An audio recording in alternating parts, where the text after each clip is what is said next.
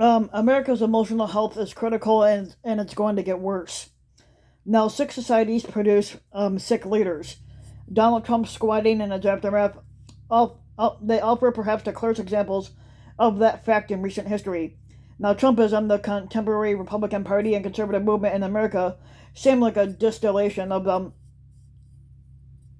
worst aspects of human nature in general and American society in particular. Despite an abundance of evidence, America's political elites remain largely in denial about the human, political, social, and moral disaster of the age of Trump and beyond. Now, for the most part, they remain deeply invested in an obsolete system that is teetering on the edge of collapse. Now, similarly, um, America's mainstream news media refuses to consistently report on to report on or properly explain why the many crises facing the country. As a class, its leading practitioners are also invested in a failing system and its fading myths about normal politics and inherent American goodness. Now, moreover, consistently and accurately to consistently and accurately tell the truth about America's democracy crisis and the country's other great problems, it would require the media and it would require the media and it would be forced to indict itself for the role it played in nurturing and normalizing Trump's rise to power and then his squatting. Now, most Americans, and especially most white Americans, have responded to the Trump era by embracing outright delusions and learned helplessness. Now, neither of these will save them, and this is not a fucking fantasy, and it's no fucking superhero, and no superhero will appear just at the right moment to provide a happy ending.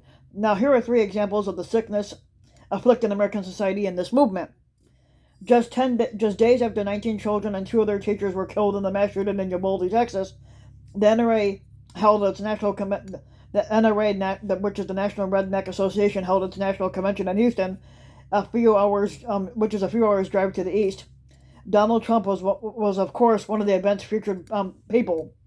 Early in his pathetic speech, Trump read out the names of those killed in Uvalde in awkward tones of mock solemnity while a gong was sounded. A few minutes later, he ended his address in a jovial mood, laboriously performing a few pathetic dance moves with his fist clenched.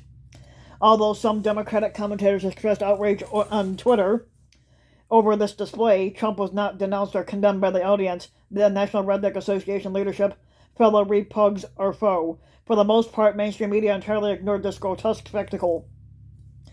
A vendor at the NRA at the National Redneck Convention sold expensive handguns designed to commemorate Trump's maggot rallies. They are engraved the maggot clan rallies. They are engraved with an image of Trump and the slogan and the pathetic slogan "Let's go Brandon," a thinly veiled code, which is basically another way of saying "fuck Joe Biden."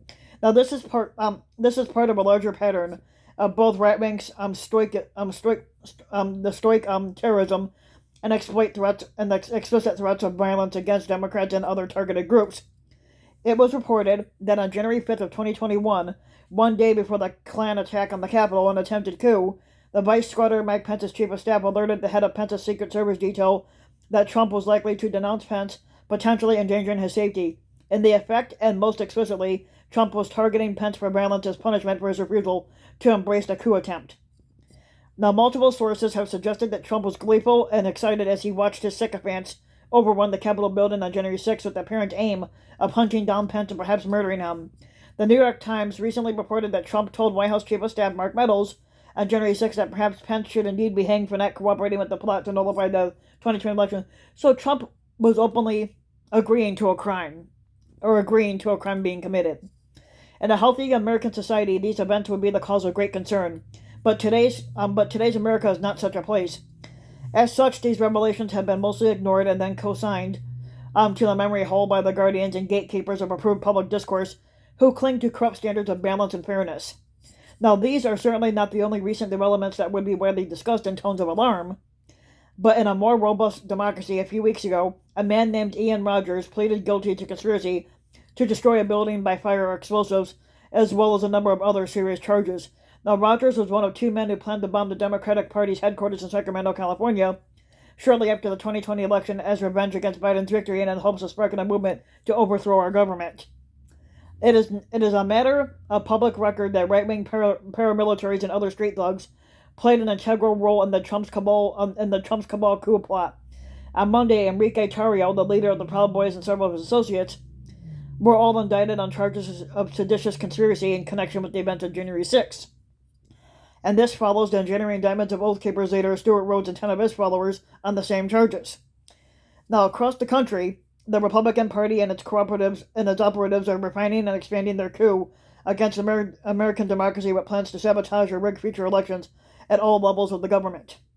Now, sometimes these plans are outright illegal, which most of them are, as with the fraudulent Trump electors, and sometimes they take advantage of the anachronistic loopholes in election law, as with the possible nullification of election results by Republican-controlled state legislators.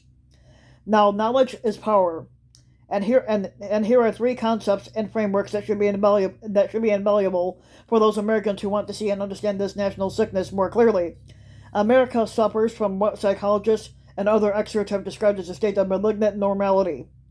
Now, psychologist John Gardner has explained this condition as emerging after a malignantly narcissistic leader takes control of society and gradually changes reality for everyone else. So their crazy internal reality becomes enacted in the lived true external reality of that society. Now, this is how a leader can come in and change the mores of their society. The age of Trump has also further transformed America into a pathocracy. In 2019, in a 2019 essay for Psychology Today, Steve Taylor explained this concept, and it was developed by the Polish psychologist Andrew Lobachowski, who spent his early life under Nazi occupation, and it was closely followed by Soviet occupation. Now, for Lobachowski, or Zobachowski, sorry, whatever the fuck you want to call him, pathocracy is when individuals with personality disorders, particularly psychopathy, they occupy positions of power. Pathological leaders, he argued, they hate democracy, and when they attain power, they do their utmost to dismantle or discredit democratic institutions, including the freedom and legitimacy of the press. And that's what Vladimir Putin, Recep Tayyip Erdogan and Viktor Orban did in their respective nations. Taylor observes and what Trump attempted to do in the United States. Now, moreover, pathological leaders are unable to comprehend the principles of democracy, and since they regard themselves as superior, and they see life as a competitive struggle in which the most ruthless deserve to dominate others, pathocracy isn't just about individuals.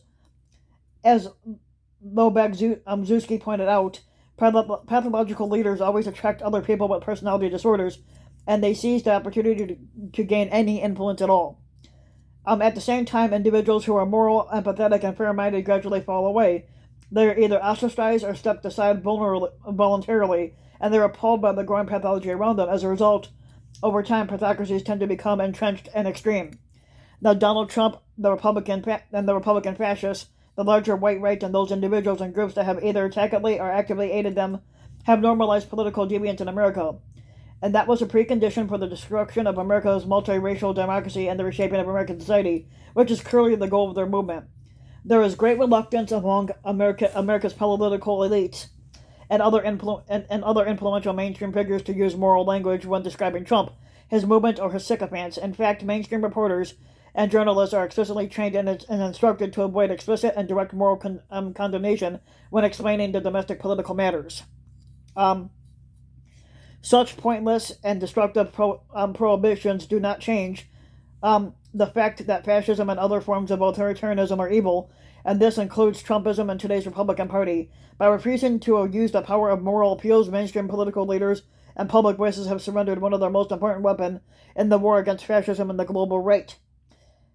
Back in 2016, essay, The Pivoting on Narcissistic Collusion or How Evil Just Happens, psychotherapist Elizabeth Mika offered important insights about the necessity of explicitly naming and confronting evil in a time of grave moral crisis. The abuse of political power structures and those that restrict our freedom and use us as tools of evil while trying to convince us on the contrary, and they depend on the creation of obedient citizens who are used to not questioning the superiors from an early age, and who have substituted their own thoughts with prepackaged beliefs. It helps those beliefs include those about our own specialness because this justifies any and all things that we want to do to others. Because if we are equal and special and better, then they are worse, often not quite human, but not in the way we are. And it becomes our right to do to them as we wish for, in our superior judgment, and they deem necessary, and to be sure that there usually is no difference between the two. Now, this is how fucking evil happens. So naturally and perceptibly, as just another necessity of life as we know it, something we are justified in doing by virtue of our narcissistic belief in our superiority and righteousness, something we just comply with through our narcissistic blindness, and the collusion that it engenders with an admired authority, which makes evil the one that we do or participate in invisible to us.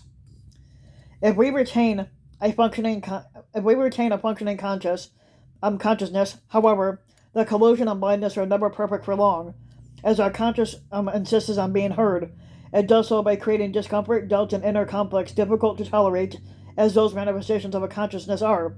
They should never be silenced because they are the best and most important part of us, and sometimes the only one that reminds us of our humanity.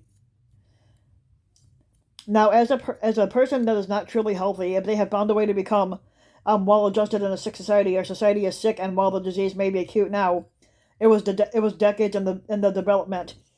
To feel this, and to know it, and to be engaged and disgusted by it, means that you are actually engaging with the world as opposed to hiding behind fantasies and delusions. And not to feel such things, on the other hand, is a form of surrender to evil, to malignant normality, political deviance, pathocracy, and the other manifestations of our societal sickness. The most immediate therapy, individually and collectively, is to be a person of conscience, a hope warrior in the struggle to save democracy in the 21st century.